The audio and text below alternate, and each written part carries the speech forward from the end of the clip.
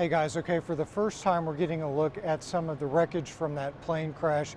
It's all being put together and collected and sorted into piles out here at a warehouse by the NTSB.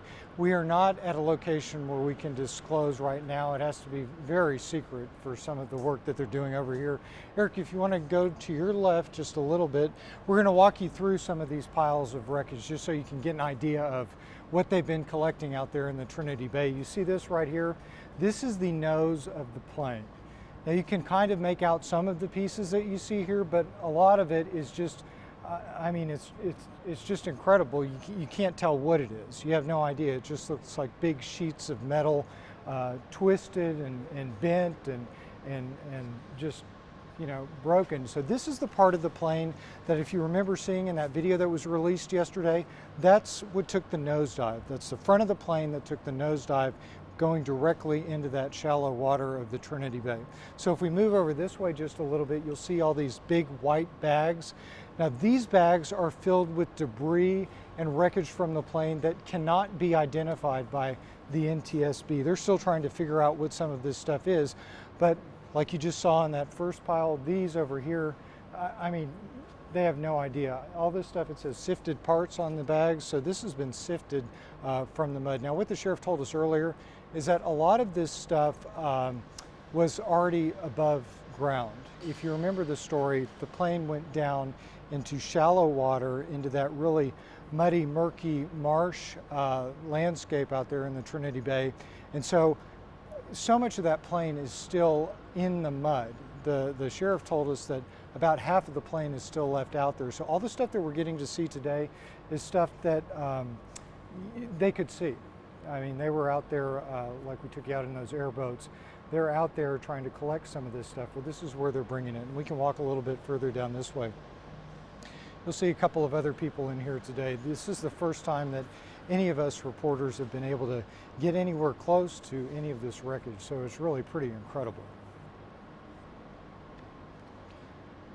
Right here, this is one of the identifiable pieces of that Amazon cargo plane. So this is a door. This is an exit door. Can you see that, Eric? You see the little window and the exit sign? The NTSB agent told me that this is one of the few pieces here that you can kind of figure out. And you can see they're marking everything. See how it says right there, L1 door? That's it's just one of those parts. So we're going to walk down this way a little bit.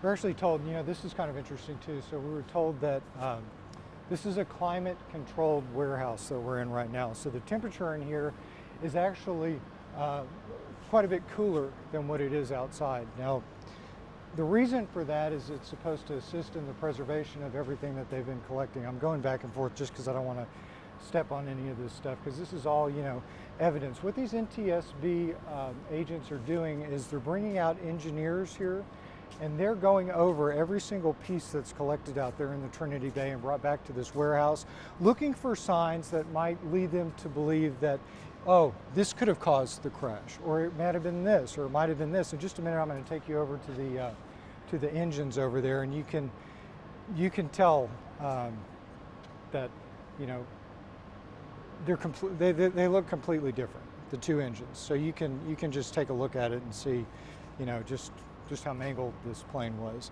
Here you can see some of those windows there. You can kind of make out this piece of the plane as well. So this is the right side of the plane. All this stuff in this section up here of the warehouse is the right side of the plane.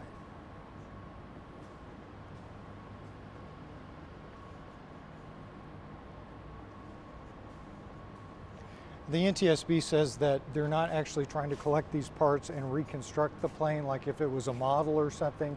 They're just taking all the pieces and putting them in different parts of the warehouse floor, just so that they can kind of logically go through everything. But they said it's very rare for them to take all the pieces and try to reassemble a plane. They just don't really do that.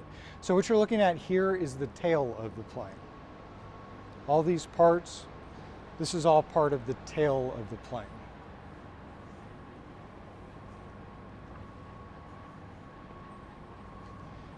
And I'm just looking around at some of this stuff. It's you don't know what you don't know what a lot of these parts are.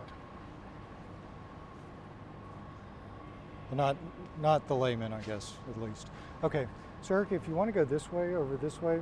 So I was told that this was the biggest piece that they were able to extract. So this is the biggest piece of wreckage that they have pulled so far of the debris from that from the crash. So what was, okay, so that was the right-hand side of the plane in that quadrant. So this is the left-hand side of the plane. That's where this is from.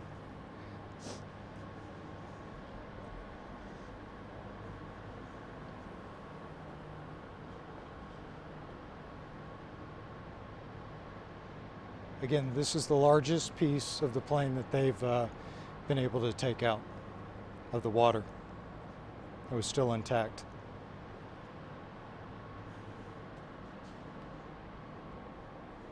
Okay. Okay, so far we've looked at the front of the plane, the nose. We've looked at the left-hand side, looked at the tail, right-hand side, and now we're going to go take a look at the parts of the engine, or the engines, two engines.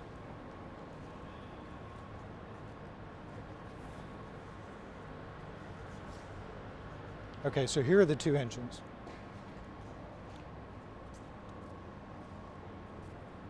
Sit on either side of the plane.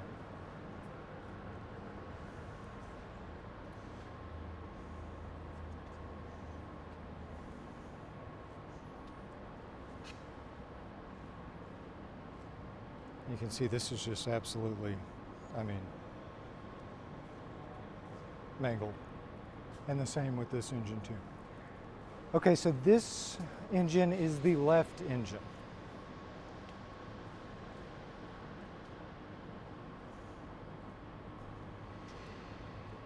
And over here, this is the right engine. So think about it like this. So if I'm the pilot and I'm in the cockpit and I'm standing right here like this is the right, this is the left.